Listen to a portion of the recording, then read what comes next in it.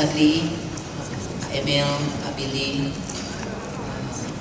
Pak Budi, and Zakir, and Professor Michael Rock, and all friends, colleagues of the late Professor Sadli, ladies and gentlemen. Good morning. It's a pleasure for me to once again give the opening remarks for the Sadli lecture. This is, I think, the 6th one. Is it the 6th one? That means we must have had twice in 1 year, because 2008, 2012. Tiap tahun? Okay, 6th Sadli lecture in memory of the late Professor Sadli, as we know. I think when many of us thought about this idea, we thought that there's no better way to remember our dear mentor, friend and colleague, Professor Sadli, than to have a lecture of topical interest to remember Professor Sadli, because as we all know, Professor Sadli would have loved to have come to such a lecture, followed by always a lively discussion. And I would like to congratulate the organizers. I was just asking them, when did you decide on this topic? And they said it was 2 years ago. But it couldn't be more timely, because as we all know, the issue of energy saving and what we should do about our fuel subsidy is a very big topical interest right now. The topic today is not about the fuel subsidy, but it is about how we can have energy saving, and also probably on the issue of conversion and so on, which is of very, very high interest in today's discussion in Indonesia. So I hope that China's experience, as will be informed to us by Michael, will be able to inform the Indonesian public. There are friends from the media here. I hope that the media will provide coverage about not just the lecture, but also the discussion that follows. I think what is also important about lectures such as the one we will be doing today is that it will involve young researchers, or I'm not sure, Budi, are you young? Or certainly Zakir is young.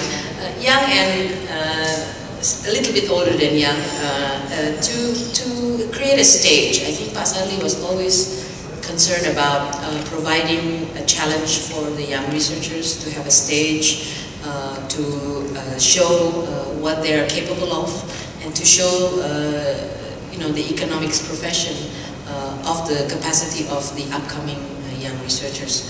I think my first sort of public appearance was because of Pak Sadli.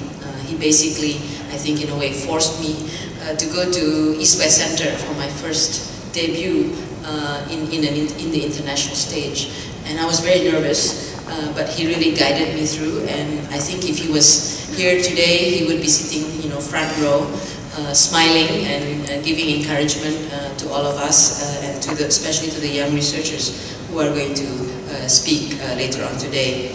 And that's exactly the way I always remember Pak Sadli, sitting in the front, always smiling, never taking notes.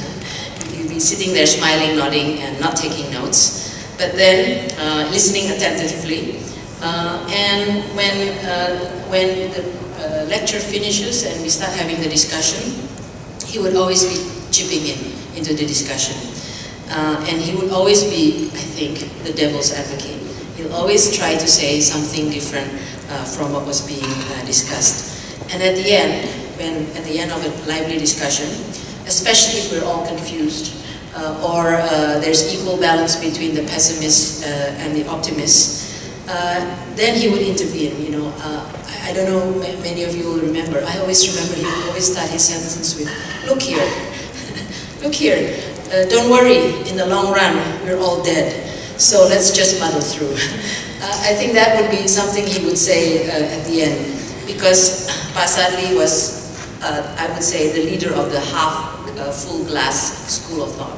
He was the eternal optimist. He would always be able to see in any debate, in any issue, when we're all moaning and groaning about whatever it is, lack of policy coordination or the wrong policy, he would always have a thought about how, in the end, this could all work out.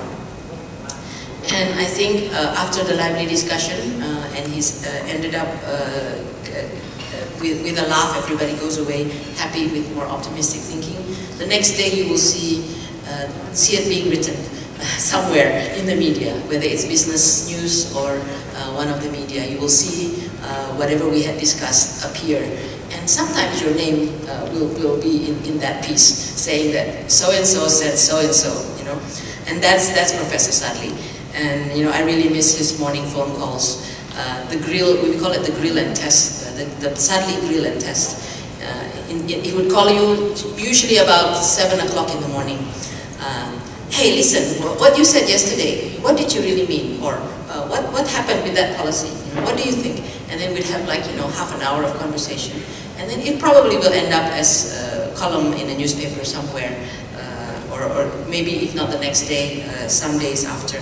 Because that is really Pak Sadli. I think he is a person of great intellect and integrity, who really contributed greatly to the nation and as well as internationally. He was eminent group of many vision groups. And most of all, the way I remember him, and maybe most of us will remember him, he is most of all a warm and wonderful mentor, a father figure, colleague, and friend. And that's the way we remember it.